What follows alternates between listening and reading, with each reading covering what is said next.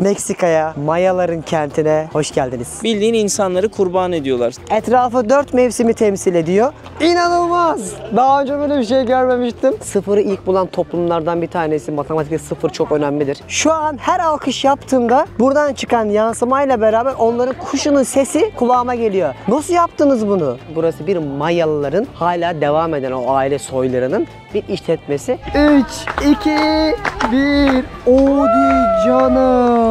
Bugün çok güzel bir gün olacak. Heyecanlıyım ben de. Benim de hayatımda mesela görmediğim bir yer ya. Sen mi yapıyorsun onu? 365 günü de nasıl tutturuyorlar biliyor musunuz kanıt olarak? Bunun etrafında 4 farklı alanda 91 tane Maya müzik.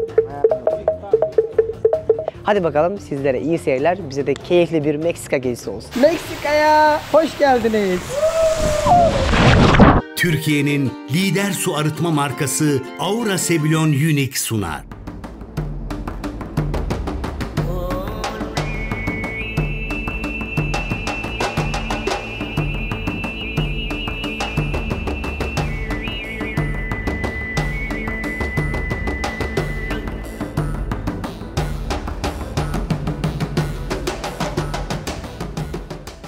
Hanımlar beyler, ben Deniz Pehlivan. Dünya turumun artık Orta Amerika'daki en ünlü ülkelerinden Meksika'da sizleri çok ünlü bir geziye, Chichén Itza'ya götürmek üzere günümüzü başlatıyorum. Buraya kadar gelmemin en büyük amaçlarından bir tanesi antik o Mayaların uygarlığının nasıl olduğunu görebileceğimiz Yucatan eyaletindeki yaşamlarına dair bugün bir gezi yapacağız.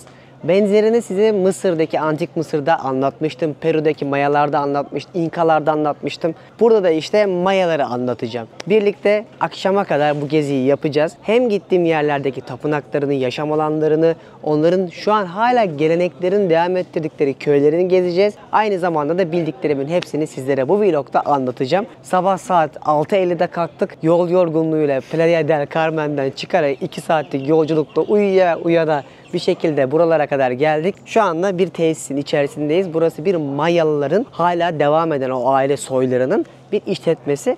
Burada onların bir tesisini gezeceğiz. Akabinde de tapınaklarıyla yolculuğumuz başlayacak. Sonuna kadar izleyeceğiniz bir bölüm olacak. Dersimi yine çok iyi çalıştım.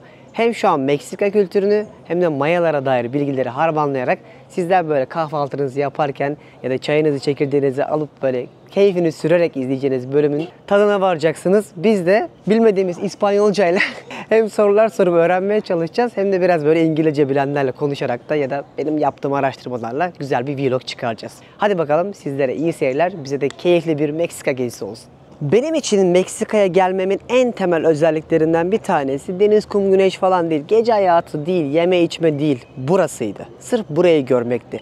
Çünkü burası UNESCO tarafından koruma altındaki dünyanın en yeni 7 harikasından bir tanesi. 2000'li yılların başında alındı. O yüzden bugün izleyeceğiniz yapılar ve tarih aslında dünyamızın çok değerli kültürel miraslarından bir tanesi. Şimdi bu Mayalar binlerce yıldır bu coğrafyada yaşamış toplumlardı. Kolonyal dönemin başlamasından itibaren 1500'lü yıllarına kadar bu coğrafyada rahat bir şekilde yaşayan bu toplum akabinde savaşlar ve istilalarla beraber hem kendi benliklerini unuttular hem de kültürlerini. Bununla beraber bu coğrafyanın makus kaderlerinden bir tanesi de yazılı kaynaklarının ne yazık ki silinmesi oldu. Ama günümüzde hala Meksika'da gördüğünüz birçok insan Mayalıların zaten torunları. Tek bir sorun var. Onların tarihlerini ne yazık ki İspanyollar buraları istila ederlerken kaynaklarıyla beraber, alfabeleriyle beraber yaktılar. O yüzden bugün anlatacağım birçok videonun içerisindeki detayları dinlediğiniz zaman hem şok olacaksınız hem de aynı zamanda Mayalıların burada yaşarken İspanyolların yaptıkları zulümlerin ne tür ağır olduğunu ve buradaki aslında insanların inanış sistemlerinden yaşam tarzlarına kadar detayları arkamda gördüğünüz birçok eserlerin üstünde görmemize rağmen yazılı olmadığını, bununla beraber tarihin de birazcık yeri geldiğinde manipüle ederek hep kazananın tarafından yazıldığını göreceğiniz bir hikayeler olacak. Biraz güne yorgun başlamış olabilirim. Kusura bakmayın, çok az uyudum. Hastayım, hala geçmeyen bir hastalığım var. Ama güneşle beraber şansımıza bugün çok güzel hava var. İnşallah hepimiz enerjimizi toplayacağız. Bunu söylememin sebebi neydi biliyor musunuz videoya girerken? Bu Mayalara dair ve İspanyollar. Çünkü bütün hikaye bunun temelinin üzerinden gidecek. Antik Mısır'da böyle bir şey yoktu, örnek veriyorum. Ya da İtalya'da bunu anlatmadım sizlere. Ya da Japonya'da böyle bir şey yoktu. Ya da Tayland'da. Burada tamamen her şey kolonyal ve istila döneminden dolayı. Buranın o batıdaki zengin topraklar, vaat edilmiş topraklar, kutsal topraklar, işte altının olduğu yerler olduğu için hikayeler hiç de sandığımız kadar burada masum ilerlemiyor. O yüzden arkamda gördüğünüz yapıdan başlayan bir yolculuğumuz olacak. Burada insanların hayatlarını size göstereceğim. Yol manzaralarıyla beraber yolculuğumuza başlayacağız. Burada yaşayan bir Mayalı'nın evine geldik. Bu abim onların köklerinden, yüzlerinden anlıyorsunuz zaten. Şöyle bir o zamanlar kullandıkları şeyleri anlatıyorlar.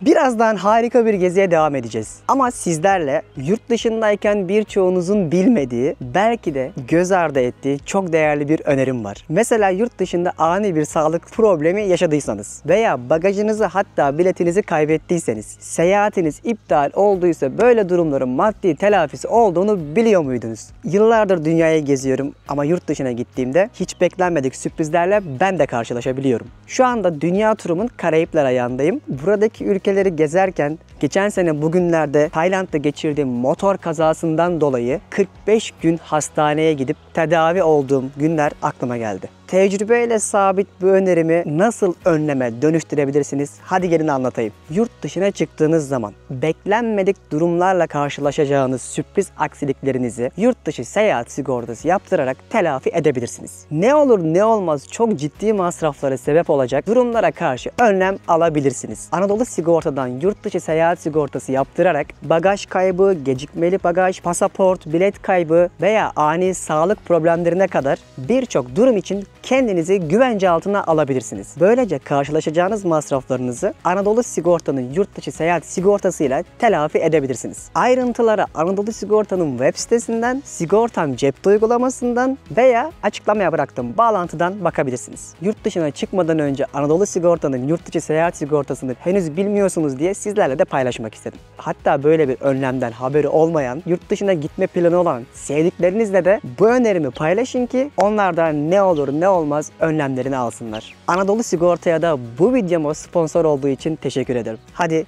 gezimize kaldığımız yerden devam edelim. Bunlar mesela burada o zamanlar kullandıkları taşlar mıymış? Evet. Kıymetli taşlar. Farklı farklı şeyler var. Şimdi bu Mayalılar geometriyi de bulmaları, Matematiği de çok iyi biliyorlardı. her şeyi aslında hayat hikayeleri, yani bizim şu anda günümüzde kullandığımız çoğu şey bunlar olmuş. O yüzden bazı taşlar var. Mesela suyun içine koyduklarında böyle renk değiştiriyor. Siyahtı bu mesela. İçinde lityum varmış anladığım kadarıyla.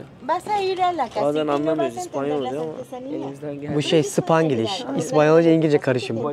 Mesela mıknatıs gibi, magnetli mi o? Burada mesela birbirini çekiyor. Al bak. Ver bakayım bana. Biz de çocukken yapardık böyle mıknatısları. Aa, enerji. Şimdi bunlar enerjiye de çok inanıyorlar. Yani böyle aynı zamanda böyle özellikleri de var. Şamanlar varmış. O konuları çok bilemeyeceğimiz şeyler tabii, detaylar. Thank you very much. Peki, bye bye. Bu adamlar Mayaca konuşuyor bu arada. Yani o zaman hieroglifler kullanıyorlardı. Antik Mısır'daki gibi kuşların şekiller var yani bildiğimiz. Alfabeleri vardı. Sayıları vardı. Sıfırdan 20'ye kadar mesela. Sıfırı ilk bulan toplumlardan bir tanesi. Matematikte sıfır çok önemlidir. Konuya dair olanlar bilirler zaten. Yani o insana aptal değillerdi. Herkes kafasında Antik Mısır için de aynı şeyi söylüyordu. Mısır'da da söylemiştim. Gayet zeki insanlardı. Hatta bugün gideceğimiz Çiçen İtze tapınağında öyle detaylar var ki geometriyi ve astronomiyi o kadar iyi biliyorlardı ki detaylara girdiğiniz zaman zaten şey diyorsunuz. Biz gerideymişiz, bu adamlar değil. Bugün çok güzel bir gün olacak. Heyecanlıyım ben de. Benim de hayatımda mesela görmediğim bir yer ya. O yüzden beni de heyecanlandırıyor. Demek ki hala heyecanlanıyormuşuz. Ha, bak o taşları da burada satıyorlar. Mesela göreceğimiz mabetlerden bir tanesi bugün bu olacak. Aslında Mayalıların Mısır piramitleri gibi ama şekil olarak sadece benziyor, yoksa alakası dahi yok. Böyle ürünler satıyorlar. Bak bunları masaj yapmak için kullanıyorlar, böyle sırt kamır. Öyle mi? Enerji falan da mı veriyor taş? Kız arkadaşınıza alabilirsiniz. Bizim olmadığı için almıyoruz diyor Sezer. For massage. For back? For back? How does it work? Yüze, şunlar sırta. Oğlum çok iyi. şurada var ya, bir saat kalsak pamuk gibi oluruz. Şeker gibi eridim şu anda. Oh, thank you very much. What kind of stone is this? Granite? Obsidian. Obsidian. Obsidian. Obsidian. Yeah, the Mayan stone. Maya taşıymış obsidian. Şöyle gösterelim yakından. For the energy negative. Benim çakralarım açıldı ya. Zaten şuna dokununca ilginç. Ya, tutmak için galiba. Ve sarımsak döveci. Sarımsak döveciye gibi. O da giriyor. Duro, okay? Wood force. Duro. Ha, force. Ajá.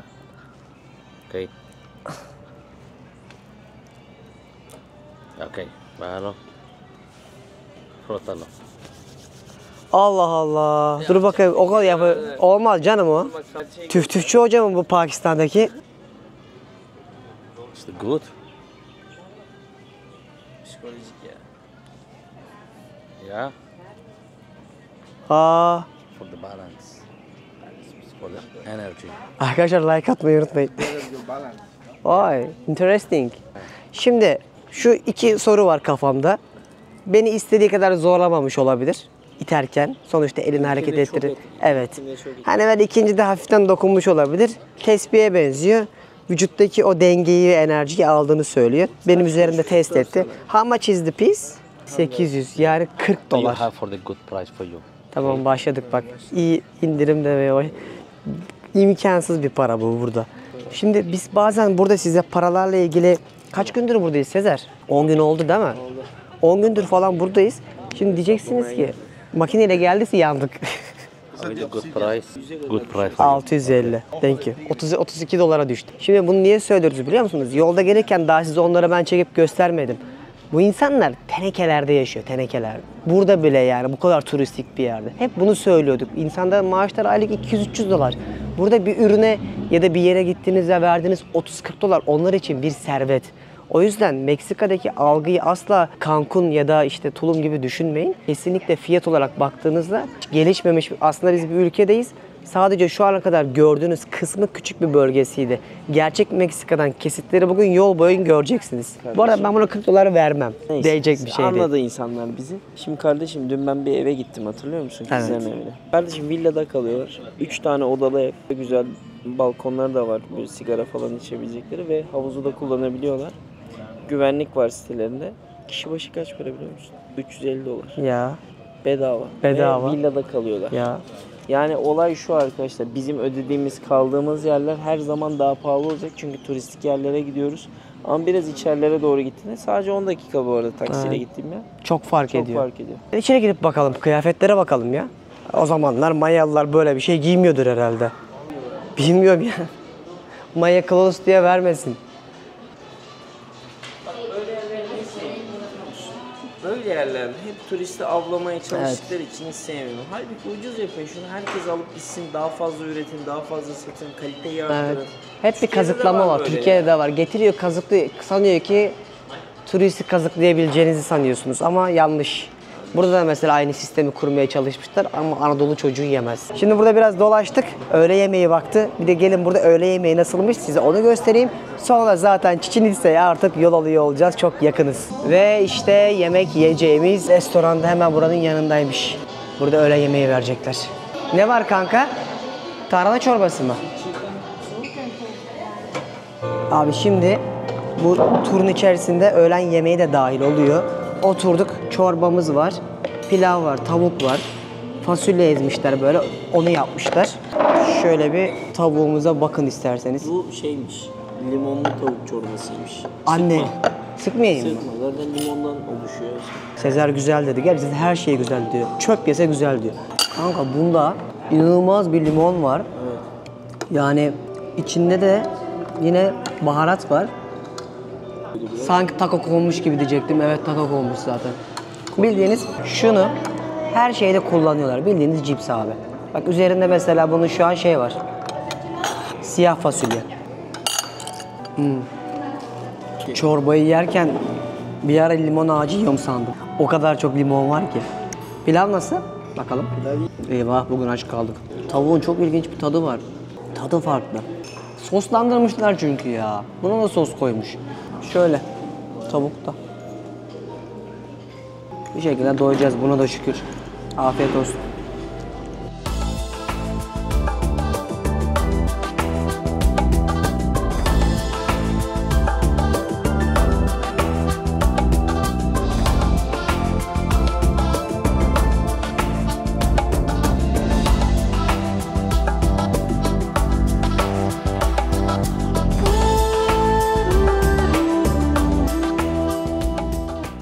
Ve geldik Chichén Itza'ya. Girişinde böyle yerel halk şapkalar satmaya çalışıyorlar. Gracias hermano.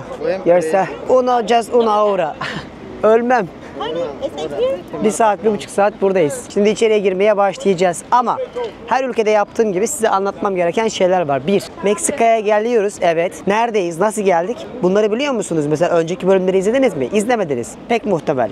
O yüzden önce açıklamaya bıraktığım bütün sıralı bağlantılı şekilde Meksika bölümlerimi izleyin ki buraya nasıl gelinir? Türkler aslında buraya ne kadar zor gelebiliyor. Vizesiz olmasına rağmen sorgulanabiliyoruz. Geldiğinizde nereleri gezebilirsiniz? Neleri bilmelisiniz? Önceki bölümlerde Cancun'dan itibaren hepsini anlattım. Bir de dostlar, şimdi birazdan dünyaca ünlü bu mabedin içerisine gireceğim. Ama bir videoyu durdurup bir beğenip yorum atarsanız sevinirim. Çünkü YouTube'un böyle bir algoritması var. Böylece videolar önünüze düşüyor ve haberdar olabiliyorsunuz. Aboneyseniz de zile basıp bildirimleri açarsanız haftada 2 tane dünya turumdan böyle bölümlere isterseniz izleyebilirsiniz. Ama bana destek olmak için yapabileceğiniz en iyi şey yorum ve beğeni yapmanız. O zaman algoritma bizi daha çok seviyormuş. Hadi bakalım artık Chichén Itza'nın içerisine girebiliriz. Şimdi içeriye girdiğim andan itibaren her şeye başlayacağız. Hi. Ticket. Biletlerimiz 571 pesoymuş mesela buraya giriş. O da yaklaşık olarak 30 dolar yapıyor. Hadi bakalım. Abi size çekim yapacaktım. Zorla içeriye girdim. Ne mikrofonu ne GoPro hiçbir şey almıyorlar. Ekstra para istiyorlar. Mikrofonunuzu hatta kesinlikle içeriye almıyorlar. Ben şu an gizli götürdüm mikrofonu. Resmen çantanın bir gözüne saklayarak. O yüzden şöyle tutarak çekiyorum fark ettiyseniz. Çekmezsem kafayı yerim. Gerekirse karteller yakalasın beni. Buraya kadar gelip çekemezsem ayıptır. Bakın biz şu anda Meksika'nın güneydoğusundayız. Hemen açıklarda Küba var, aşağısı Guatemala, Honduras. Aslında koca bir ülkenin bir ucundayız. Yucatan eyaletindeyiz. Burada eyalet sistemiyle yönetildiği için en ünlü turistik eyaleti olarak da burası biliniyor. Sebebi de Mayalar. Ve şu anda karşımda o devasa tapınağı görüyorum. Meksika'ya, Mayaların kentine hoş geldiniz. Çok güzel ama ya. Tabii ilk gördüğünde izlenimi yok. Yani yok kanka. Gerçeği söylemek gerekirse o Mısır piramitlerinin ihtişamını görmüyorsun. Tamam, çok güzel, çok büyük. O dönemlerde nasıl yapıldığını hala idrak edemiyoruz. Eyvallah. Ama ihtişam anlamında yüksek değil. Yani zaten kaç bunun yüksekliği? 80-100 metre falan. Şimdi baktığınızda herkes bir alkış sesi yapıyor ya. Birazdan onu biz de yapacağız, o testi. Esas yeri orası. Diğer tarafta mı? Arka tarafı da mı var? Öyle mi? Belki ilk heyecanla buraya girmişlerdir. Merdivenlerin hepsi basamaklar, katlar. Size birazdan anlatacağım. Şöyle bir etrafı keşfedelim. Ama gerçek anlamda ben daha ilk gördüğümde hissetmedim. İnanılmaz bir şey demedim. Bu konuda abartmayı hiç sevmem biliyorsunuz. Hiç. Duydun mu? Geldi bak. Vay. Olsun, buraya gelmek yine de çok güzel. Benim bir hayallerimden bir tanesiydi bu. Bunu da görmüş oluyoruz şu anda. Herkes bir alkışın peşinde. Buranın olayı ne biliyor musun? Ne? Yani Mısır'la kıyaslama yaptığımda Ne olayı? burada her yerin farklı bir olayı var. Yani burası bir yerleşke aslında. Tiyatrosundan gösteri salonundan yaşam alanlarına hepsinin farklı farklı yerleri var. Ve buradaki yapılan tüm binaların şeye göre yapıldığı söyleniyor. Astronomiye. Astronomiye göre yapıldığı söyleniyor ve zaten astronominin çıkış noktasında burası olduğu söyleniyor. Çok ilginç. Geçmiş yıllardaki bütün toplumlar astronomide neredeyse iyilermiş. Biliyorlarmış. Mesela bunların 2 tane takvimi varmış. Bir tanesini 365 günü tutturuyorlar. Bir de dini takvimleri var. 200 küsür gün. Evet. 365 günü de nasıl tutturuyorlar biliyor musunuz kanıt olarak? Bunun etrafında 4 farklı alanda 91 tane basamak var, tamam mı? Evet. 91 çarpı 4 ne yaptı? 364. İşte Milli Eğitim.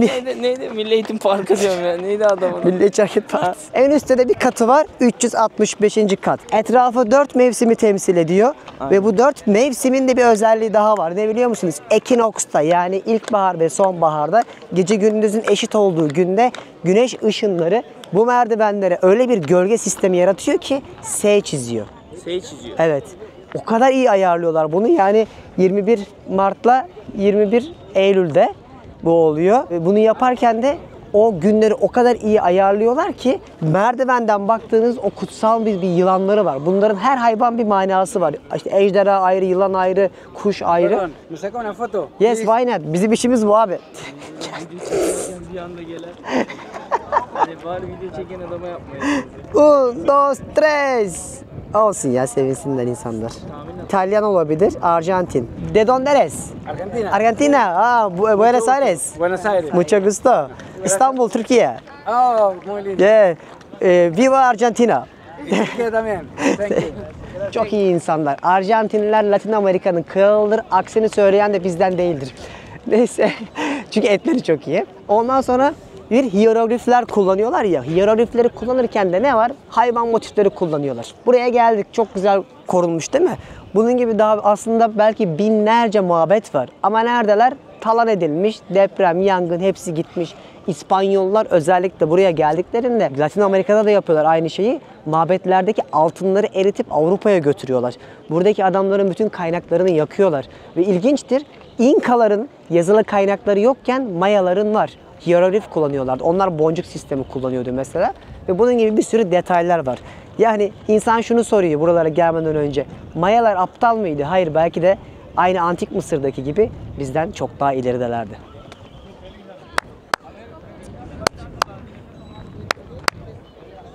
Bende olmuyor. Hissederek... Sende de olmadı. Nasıl bozulmuş ya? Bence tam tutturamıyorsun ondan.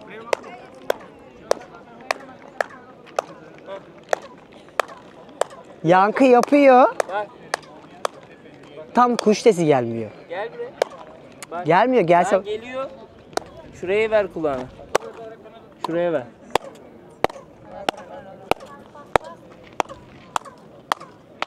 Aa! Sen mi yapıyorsun onu? Ha. Bu alkış oradan bunların kutsal bir kuşu var. Onun sesini çıkartıyor. O nasıl olabiliyor bu? Bak.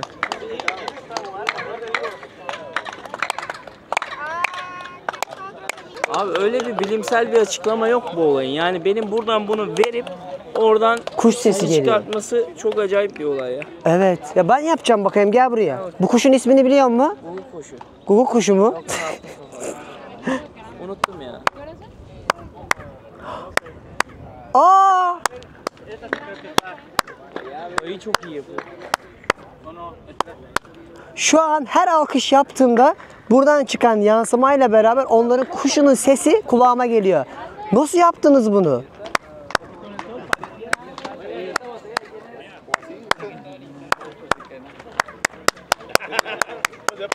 İnanılmaz. Daha önce böyle bir şey görmemiştim. Canlı canlı bunu tecrübe etmiş olduk. Bunu hep Instagram'da görüyordum ama bizzat gelip yapınca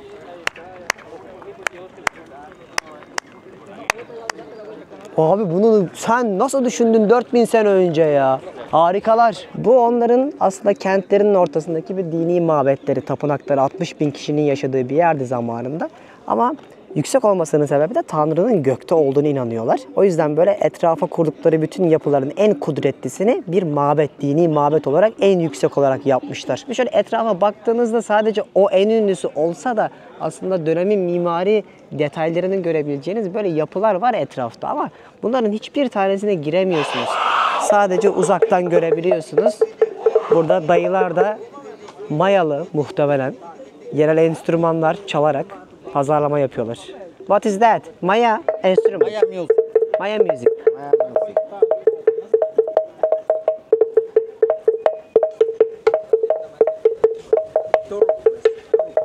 Are you Mayan?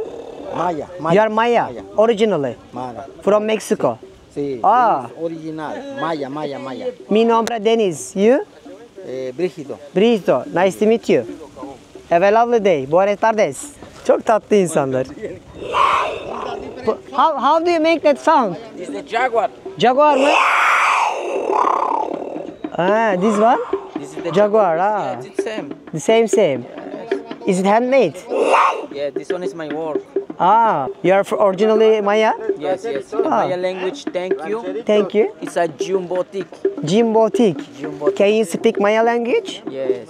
For me, it's on the Maya. For here, it's on the English, French. Ah, you are originally speaking Maya, huh? Yes. Oh, sounds cool. What's your name? Eugenio. Eugenio. Yeah. Nice to meet you. And Dennis. Have a nice day. Thank you. Böyle ürünlerini satıyorlar turizm için. Şimdi adam Maya orijinali dedi ya biraz önce. Aslında Mayalılar sadece Meksikalılar mı? Yani bu coğrafyanın Meksika'sından var. Hayır. Guatemala, El Salvador gibi ülkelerde de hala günümüzde Mayalıların kökleri tabii ki yaşıyor. Şimdi bu coğrafyalara İspanyollar sömürecekleri zaman geldiklerinde ilk neyle ilgili? Silahla geliyor, çatışıyorlar. Hatta Amerika'nın keşfinde Kızılderililerin bir lafı vardır ya, benim bir şeyim yok, hepsi sizin. Yani hani Allah'ın, Tanrı'nın arazi, yani bana ait bir mal yok diyor ya ilk Amerikalılar o sözde Batılılar geldiğinde. Bunlarda da aynı şey geçerli. Buranın insanlar yaşarken zaten böyle bir dertleri yokmuş. Buraya keşfettiğimizi söylediğimiz şey Batı'nın keşfi. İnsanlar zaten burada yaşıyordu. Bu insanlar da onların torunları özünde. İspanyollar geldiklerinde en çok ilk yapılan şey nedir? Dini değiştirmek. Ne yapıyorlar? Kiliseler yapıyorlar. Sonra da akabinde dillerini değiştiriyorlar. Günümüzde de İspanyolca konuşuluyor, oluyor. Tabii ki hala bu insanlar Mayaca biliyorlar. Arkadaşlar şimdi hep Deniz bilgi veriyor. Biraz da ben azıcık vereyim. Tecrübeli olduğum için 3 yıl önce geldim. Tekrar hatırlamak için biraz baktım tabii ki de. Şimdi bu görmüş olduğunuz en büyük piramit Kukulkan piramidi olarak geçer. Hatta burada tüylü bir yılan olduğunu söylerler. İçinde Kukulkan yılanı olarak belirtilir. Milattan sonra 600 ile 1200 yıllar arasında burası oluştu. Önce Mayalar inşa ediyor burayı. Sonra da Toltekler geliyor, burayı ele geçiriyor. Daha sonra mimariye onlar yön veriyor. Her başka binanın aslında farklı olayları var. Kimisi gözlem evi olarak, işte bildiğiniz astronomi olayı var ya, onun için kullanıyor. Kimisi işte tören yapılmak için, kimisi kurban edilmek için oluşturulan binalar var. İleride bir yer daha var, böyle kocaman bir alan var. Orada bir tören sonunda birileri burada kurban ediliyor. Bildiğin insanları kurban ediyorlar. Neden sebebi var? Birazdan oraya geçince onu da anlatalım sizlere. Hadi gidelim. Gel. Burada bir de turistler gelir, hep fotoğraf çekerler, sizlere bir şeyler satmaya çalışırlar. Eminim Deniz az önce anlatmıştır. Oyunlara gelmeyin. $1 derler, yanlarına gidersiniz $10 derler. Gelmeyin oyunlara. Güzel ama. Güzel. Farklı abi.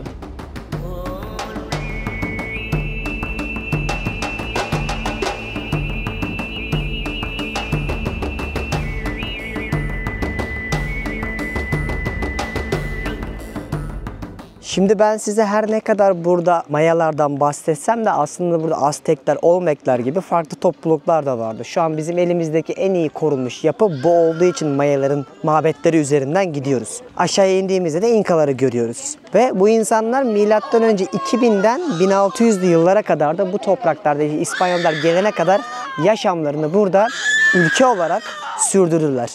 Şimdi yönetim sistemi de varmış ülkenin, Mayaların. İşte krallar, asiller, rahipler, tüccarlar, çiftçiler, hatta köleler diye gidiyormuş. Kralların da aynı Antik Mısır'daki gibi Tanrı'ya benzediği, ona artık böyle ibadet edercesine, taparcasına düşünülüyormuş. Bütün kralların yönetim sisteminde babadan oğula geçen sistem falan geçtim. Resmen insanların katledilmesine, kurban edilmesine rahipleri kullanarak izin verildiği söyleniyor. Hatta rahiplerle ilgili şöyle de bir şey var. Ben rahipleri sadece din adamı sanıyordum. Aynı zamanda bilim adamları. Mesela astronomiyi en iyi onlar biliyormuş. Ama bu rahiplerin o kadar çılgın, sözde Tanrı'nın verdiği emirler olduğunu söyledikleri ritüelleri varmış ki.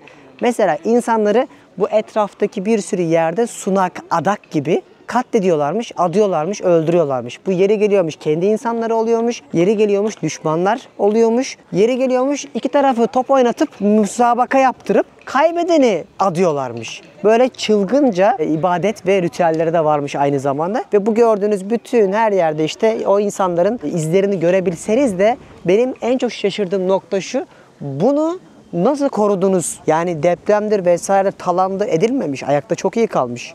İşte 1000-1500 yıldır ayakta. İlginç olan şuymuş, Sezer söyledi az önce. Buraya gelmek için en iyi dönem ekinoks zamanları. İşte 22-23 Eylül ile 21 Mart dönemlerinde o S'leri günün içerisinde görebiliyormuşsun. O yılan motiflerini. Bu en ünlü tapınağın ismi de Kukulkan piramidi. Şimdi bunların inandıkları bir de tanrılar var. Tanrılar kısmını anlatacağız. Güneş tanrısı var, işte yağmur, bereket tanrısı var. İşte işler kötüye gidiyorsa tanrının lanetlediğini düşünüp insanları adıyorlarmış adak olarak. Bu inançlar varmış. Biraz böyle gezerken onu anlatacağız size. Güzel ama bilerek gezmek daha güzel, keyifli. Çünkü sadece bu ne ya daş deyip gidersen burada hem canın sıkılır hem konuyu anlamazsın. Çok güzel belgeseller de var. Onu da izlemeniz gerekiyor. Biz bir yere kadar anlatabiliriz. Ama gerçek anlamda çok çılgınca yaptıkları ritüeller varmış. Bu kuşu anlattık, tanrıları anlattık, kralı anlattık. Bu çıkan sesi anlattık. Bu ses niye var? Quetzal adında bir kuş var. Tanrılara adanmış bir kuş bu. Kuşun aslında sesini birebir aynısını yapmak için bu tapınakları yapıyorlar. Ve ibadet gibi düşün. Herkesin düşünsenize binlerce insanın böyle yaptığını. Bir ritüel aslında onlar için. Dua ettikleri, Tanrı'ya yaklaştıkları bir ibadet şekli. Buraya az önce 20 kişi geldi, bir anda yapmaya başladı. Yıkılıyor ortalık. Anlatamam. Quetzal'lar geldi. Felaketti. Şimdi ben bunu Instagram'da paylaşacağım. Bir Değerlerin Peşinde hesabından. Buradan bakarsınız, takip edin. Orada da gezi rehberleri ve Reels'larda paylaşıyorum. Daha anlık oluyor. Bir de bazen böyle evlerinizde izlediğinizde storyler atıyorsunuz beni etiketleyerek televizyonlarınızın başında. Bu bizi çok mutlu ediyor. En büyük motivasyonlarımızdan birisi bu. Instagram'da da yine böyle paylaşırsanız, takip ederseniz seviniriz. Hadi gel kardeşim, biraz da Instagram oynayalım. Hadi gel kuş. Burada çok güzel çıkıyordu Sezer. Şurada.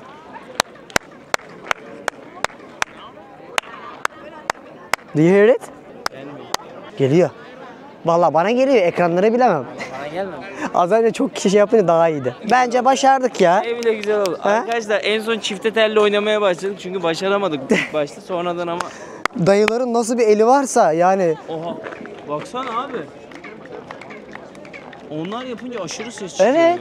Sanki oraya tuş koymuş gibi. Nerede lan? İstediği şey... Çok iyiler bazıları. Şimdi tapınak kısmından artık ayrılıyoruz. Burada güzel zaman geçirdik. 2 saat kadar dolaşıyorsunuz. Gelmişken görünebilir. Yine aynı şeyi söylemek istiyorum. Bir Mısır piramitleri asla değil. Sadece detaylar çok iyi. Görsel albeni anlamında yanından bile geçemez. Bu kadar adaklar dedik, tanrılar dedik. Peki ne yapıyorlardı bu sunaklar? İnsanları tanrılara hediye ettikleri sunaklarda biraz ona değinelim. Hadi gelin. Şimdi piramitleri bitirdik, geldik oyun sahasına. Buranın adı Gran Juego de Pelotto diye geçiyor. Burada bizdeki futbol gibi düşünebilirsiniz. 2'ye ayrılıyor takımlar. Kale gibi bir şey var. Araştırmalara göre kesin bir şey yok, sonuç yok arkadaşlar. Bunların 3-4 kilo ağırlığında kauçuk bir topla oynadıkları bir oyun var. Yine araştırmaların %50'sine göre kazanan takım Tanrı'ya kendini ödül olarak sunuyor. Ya da kaybeden takımdan birileri cezalandırıp adak adanıyor Tanrı'ya. Şimdi bu oyunda öyle bir yazılmış ki, öyle bir okudum ki hiçbir el değmeden, hiçbir ayak değmeden kalça, omuz ya da işte vücudun bambaşka oranlarıyla oynanmaya çalışıyor. Benim sadece anlamadığım şu, sizlere de soralım, yorumlarda yazın. Kauçuk 3-4 kilo ağırlığındaki bir top diyeyim. Yere düştüğünde nasıl yerden kaldırılacak? El ayak kullanmadan. El ayak yok, diz nasıl kaldıracaksın? Böyle mi yapacaksın aşağıya? Çok saçma. Bu oyunun adı da Mesoamerikan topu oyunu diye geçiyor arkadaşlar. Fakat 4 tane farklı adak adanma durumu var. Yani Tanrı'ya kendilerine adak adıyor bunlar. Bu Mayalılar ya da Toltekler, daha sonra gelenler, burada oynadıkları oyunlarla beraber Tanrı'ya adama durumları var. İkincisi kuyuya atılma. Kimler bunlar? Bakire kadınlar, esirler ya da işte buradaki kendilerine kurban etmek isteyen insanları kuyuya atıyorlar değerli eşyalarıyla beraber. Çünkü kuyudan daha sonrasında insanların kemikleriyle beraber bazı ürünler, bizdeki işte kolyeler, değerli elmaslar vesaire onlar bulunmuşlar. Bir de esas en fazla yapılan olay da rahiplerin insanları taşa yatırıp kalplerini canlı canlı söktükleri, yani canlı kalbi alıp Tanrı'ya adadıklarını, ya güneş ya da yağmur tanrısına adadıklarını söylerler. Böyle farklı durumlar var ve sonuncusu da meydan sallandırması diye bir terim vardır ya, idam olayı. Farklı kabilelerdeki insanlarla savaşıp onların liderlerini esir aldıklarında buraya getirip meydanda sallandırıyorlarmış. Onları Tanrı'ya kurban ediyorlarmış. Böyle de bir bilgi var buraya hakkında. Ne kadar doğru, ne kadar yanlış, bizler de almış olduğumuz bilgiler doğrultusunda sizlere iletiyoruz. Bilginize dostlarım. Bilenler varsa da Yorumlara yazsınlar, çok da iyi olur. Hani bizden daha iyi bilenler vardır. Maya kültürünü çok yakından takip edenler, daha da iyi olur. Teşekkür ederiz. evet, çıkıyoruz buradan artık. Thank you amigo. Yerel kıyafetlerini giymiş insanlar fotoğraf çektiriyor sizinle artık çıkmadan önce. Güzeldi, gelmişken görünebilirdi. Tabii büyük bir ülke ama bu ülkedeki çok daha önemli noktalardan bir tanesi tarih anlamında demiyorum, doğa anlamında senatolar. Değil mi? Cenato diye mi okunuyordu? Cenote, aynen. Cenote. Cenoteler, hatta şimdi geçerken orada gördük. Gideceğiz Bence şimdi. Meksika'yı Meksika yapan en güzel şey Mayalardan sonra demeyeyim, bence Mayalardan önce Cenoteler kardeşim. Çünkü tabiattan dolayı biliyorsun. Evet, inşallah götürecekleri Cenote iyidir. Değilse bile diğer bölümlerde söz veriyorum. Evet. Ben seni çok iyi yere götüreceğim. Tulum'a geçeceğiz buradan sonra. Bakın yine söylüyorum. Bütün belki videonun sonuna doğru yaparım özetini. Bu yaptığımız rotalar çok kıymetli. Gezi rehberi anlamında da. Çünkü burada neyi nasıl planlayacağınıza karar veremeyebiliyorsunuz. Nereye kaç gün ayıracağınıza karar veremiyorsunuz. Büyük bir ülke. Ona değiniyordum. Sadece buradaki cenoteleri gezmek isteseniz günler geçer. 2000 taneden fazla var. Cenotelerde özünde obruk, bildiğiniz kayaların suyla doldurulmuş hali. Çukurların daha doğrusu. Türkçesi de bu şekilde geçiyor cenotenin. Şimdi onlardan bir tanesine doğru gidiyoruz. Terledik burada. Buradan sonra yüzme keyfine başlayacağız. Şimdi çok güzel cenotelerden bir tanesine geldik. Buraya kadar geldiğinizde bunu da tecrübe etmeniz lazım. Bir sonraki bölümde Tulum'da ben size bunları anlatacağım. Ayrıca zaten bu gezilerimin hepsinin detayını açıklamaya koyarım. Oradan bakarsınız. Çünkü bazı yerlere tam ismini hatırlayamayan biliyorum. Sonra video biterken aa diyorum ismi buydu. Detaylıca koyabiliyorum. Şimdi gireceğiz, biraz yüzeceğiz, hadi bakalım. Bütün bu senotelerin girişlerinde eşyalarınızı kilitleyebileceğiniz yerler oluyormuş ve can yeleksiz giremiyorsunuz. Evet. Bunlar termal gibi mi aynı zamanda? Değil, sıcak kanka. su var mı? Yok. Değil mi? Alakası yok. Bildiğin böyle buz gibi suya gireceğiz şimdi. Çukurun buz içinde gibi değil. su. Aynen. Hadi. Ve rengi çok güzel oluyor genelde. Entrada? Ha duş ha. Evet, doğayı korumak için önce duş almanızı istiyorlar, doğru. Ana Allah'ın işi. Bro, duşa. Hielo. Frio. Donduk. Yaktın bizi Niyazi abi. Ama aşağısı daha soğuk. Hadi bakalım. Meksika'ya geldik, burada yapmadık demeyiz. Ay akşamdan ışıktır. Yaylalar. Oğlum çok güzel doğası var. Yemyeşil her yer ha. Tulum'dan böyle olacak. Tulum bu şu ana kadar gittiğimiz en iyisi mi olacak? Vay anasını. Merak ettim. Hatta Sezer şey diyor. Bali mi Tulum'dan çaldı, Tulum mu Bali'yi çaldı? Bak ben bunu düşünüyorum, biliyor musun? Ha. Çünkü konsept olarak ben ilk 2023-2022'de buraya geldiğimde her şeyi Bali'de gördüm, her şeyi zaten Tulum'da görmüştüm. Öyle mi? Belki de daha önce de yapıldı, bilmiyorum. Bak gel buradan göstereyim. Ay çok heyecanlı. Hadi bakalım. 3 2 1. Odi canım. Oo. Sezer, orası bayağı yüksek. Evet. Ha? Çek gibi duruyor ama yüksek. Ver ben bunu hepsini. Güzel mi sence? Çekeyim seni hatta. Güzel mi? Güzel ya, canavar gibi baksana. Beklediğim fena değil diyordun ama iyi çıktı değil mi? Şöyle diğeri. Yeah, we should go. Yeah, we are planning to jump as well, but it looks like 10 meters, more or less. 10 meter? I don't know. A bit higher than that when you get down Could there. be. Could be. Could Oh, be. here, I'm getting Deniz, distracted. bence sen atlarsın. Yorumlarda arkadaşlara söylüyorum şimdiden. Deniz'in Hasta atlamasına 10 puan verirsin. yorumlardaki arkadaşlar hastane masraflarına dahil olur. Baştan konuş. Yok kesin Gel hadi atla. bakalım. Yalnız çok az Çok kişi serin. gidiyor. Oğlum serinliği yüzüme vuruyor şu an buranın benim. Bir şey değil mi? Bunun örneğini nerede gördüm ben? Hiçbir yerde. Yok, cenote yok başka yani. Çok güzel. Çok fayda. Burası güzel ama benim dediğim yer Daha ikiye güzel ha? katlı abi. Kankam orası kocaman, çok insan var. Sometimes you have O da bağırıyor bir yandan. meetings, ha? Tamam hadi gel gidelim. Şu heyecanı yaşayalım. Hadi delireceğim artık. Oğlum bildiğin kayaları oyulmuş bir şekilde aşağıya merdiven yapmışlar. Bu şekilde en aşağıya doğru iniyorsunuz. Bu mesela birinci kattan manzarası. Avatar film sahnesi gibi. Çok ekranda nasıl görünüyor bilmiyorum ama canlısı gerçekten çok güzel. Sadece biraz güneş patlıyor özellikle şu kısmında. Güzel. Ben çok beğendim. Bence ne yapalım biliyor musun? Ne yapalım? Atladıktan sonra telefonlarımızla şuradan bir video da çekelim. Instagramlarımıza koyalım. Çok Instagram'lara güzel burası. şuraya ekliyoruz. Oradan takip edersiniz. Lütfen. Hazır mısın? Hadi gidelim. Hadi vamos. Benim daha göreceğim güzel günler var. Atlan.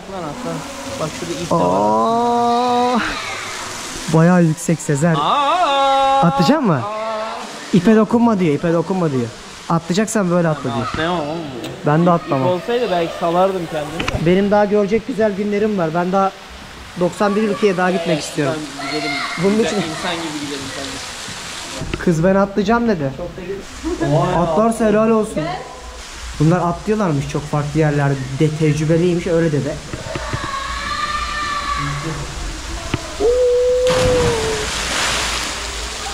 Sezer atlanır be. Oğlum hiç bağırmadı bile lan. Bağır, Ben korkma. burada kalp krizi geçirerek atlıyorum genelde. Hadi Sezer. Atla. Önce sen atla. Ya yaşayacağın varsa yaşadın zaten. Sen Ne atla. olacak? Abi videoyu da atlasana sen işte. Hayır ben atlarsam sen kamerayla geri gelmezsin. Gel. Ben seni... Sen atlarsan ben söz geleceğim. Atlarsan geleceğim ben. Hadi. Oğlum yükseklik korkum var benim ya. Benim de var. Ama var ya yaşamak lazım ya. Ya bir daha ne yaşamak yapacağım? lazım Bir daha ulan. göreceğim. Çek ulan. Şu an ekrandakiler var ya resmen sana sinirleniyor. Hadi. I am Gaza coming. getir. I am coming. Maybe. Encourage him. Yeah, together. Bak kız gelince nasıl attı hemen bakacak. Emin misin? Are you sure? Uno, dos.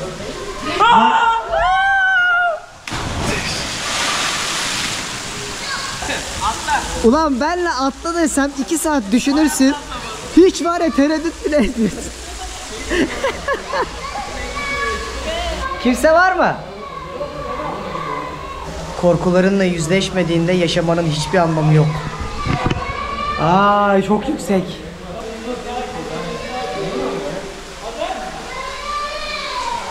Meksika'ya hoş geldiniz.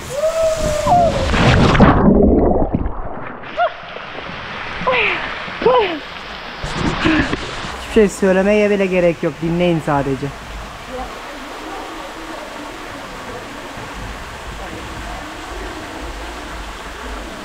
Çok güzel.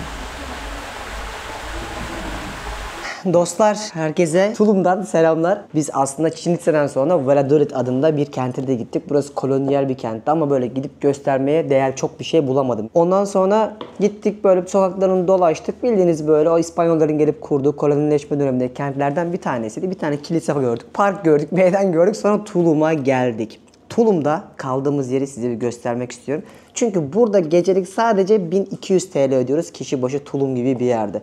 Burası daha 20 sene önce 10.000 kişinin yaşadığı bir yerken günümüzde milyonlarca insanı festivalleriyle ağırlamış bir kent. Şeyma Subaşı'nın da çok Türkiye'de ünlü ettiği destinasyonlardan bir tanesi. O yüzden biz de buraya gelmeden önce çok pahalı bir yer bekliyorduk, Ibiza gibi, ama şu an en azından konaklama kısmıyla beraber başladığımızda gayet uygun bir yer olduğunu gördük. Merkezi için söylüyorum. Hatta dün şöyle bir dışarıda dolaştık, böyle sokaklarını falan gezdik. Böyle küçük barlar, kafelerde insanlar neler yapıyor baktık. Çok yoğun bir dönemi değil. Özellikle sonraki Tulum bölümünde bunların hepsini size anlatacağım. Çünkü burası aslında gezmek için çok büyük bir yer. Bir dünya plaj var. Görmeniz gereken harika noktalar var. Cenoteler var. Bildiğiniz obruk gibi göktaşlarının düşmesiyle oluşmuş göletler aynı zamanda. Onları da görebiliyorsunuz. O yüzden yapacak da çok şey var. Bak şimdi size kaldığımız yeri bir göstereyim. Sonraki bölümde zaten Tulum'a doyacağız. Burası böyle bir açık mutfağı olan bizim dairemiz. Şurada çalışabiliyoruz. Oturma masamız var. Şurada bir tane yatak var. Sezer burada yatıyor. Taş kağıt makasta kaybetti. Bu sefer oraya kilitledim onu. Burada bir tane çekyat var. Şurada televizyonumuz var. Şöyle ilerlediğimizde de bura benim odam. Ve şurada bana ait duşum, tuvaletim var. Her şey burada Airbnb üzerinde. Oteller var ya o kadar iyi ki ama çok pahalı yerler var. Onları da detaylıca açıklamaya koyacağım. Oradan bakarsınız. Özellikle burası çiftler için çok böyle nam yapmış Bali gibi bir destinasyon ama biraz gezdikçe, kıyasladıkça artısını eksini sizlerle paylaşırım. Özellikle plaj kısmında böyle dünyaca ünlü otellerin bağlantılarını açıklamaya koyarım. Oradan bakarsınız. Gerçekten rüya gibi ödül almış yerler var. Yeter kardeşim, özel hayat diye bir şey bakmadınız ya. Yeter. Ama senin- Evinde de bir YouTube ya. Seninki tam özel hayat ortalığı oldu yalnız. Böyle oturma odasının içinde bir yatak odası. Eski Malzemeden çalmış gibi olmuşlar. Vallahi billahi ama çok güzel. Yani sol Baksana. taraftaki bahçenin peyzaj düzenlemesi falan inanılmaz güzel. Biz bu kısmı çok beğendik zaten. Burası bildiğiniz bir site. Havuzlar var çatıda ama daha kullanamadık. Böyle bütün U şeklindeki değerlerin hepsi bizim sitemizin içerisinde. Buradan da yaklaşık olarak böyle motora bindiğinizde 10 dakikada birçok yere ulaşabiliyorsunuz. Burada motor yoksa ulaşımda çok büyük sıkıntı oluyormuş. O yüzden gelmeden kiraladık. Uber falan çok az çalışıyor. Burada haberiniz olsun. Şimdilik benden bu kadar. Niye? Çünkü biz bugün artık bir sonraki bölümde izleyeceksiniz. Sezer'le beraber Tulum'u keşfetmeye gidiyoruz. Buranın o cenoteleri, plajları, partileri, yemekleri. Bak gerçekten tam anlamıyla Bali'den sonraki bence en iyi destinasyon. O kadar övdü ki ben ondan geldim. Normalde gelmeyecektim. Yani ne yapayım Tulum'da diye düşünüyordum. İlk izlenimim ama tozlu. Kanka, tozlu Her yer yer inşaat. gelişime açık. Buraya havaalanı bile yaptılar arkadaşlar ki buranın daha da gelir seviyesi arttı, işte insanların kalitesi arttı ama aynı zamanda çalışan nüfusu da şehir aralarında fazlasıyla görüyorsunuz, inşaatlarda çalışırlar. Evet. Büyük Güzel bir metropol olacak bence burası. Tabii tabii. Bundan çok kalabalık 10 sene olur. sonra çok farklı yerlere ulaşacak. Değerlenecek buralar. Yatırım tavsiyesi Buralar değildir. Yatırım tavsiyesi değil ama gerçekten değerlenecek. Varsa paranız düşünün derim ama işte Türkiye'den gelmesi çok zor buraya. Amerika vizesi yoksa artık Almıyorlar. Ve birçok kişiyi sorgulanmış burada tanıştığımız Türkler de. Yani gerçekten Meksika'ya girişte Türkler sıkıntı yaşıyor. Yani elini kolunu sallayarak giremiyorsun. Öyle bir dünya yok yani. Belki ileride düzelir. Şu İnşallah. Amerika çünkü Trump geldikten sonra Meksika ile arasına hemen bir şeyler çiziyor, yapıyor.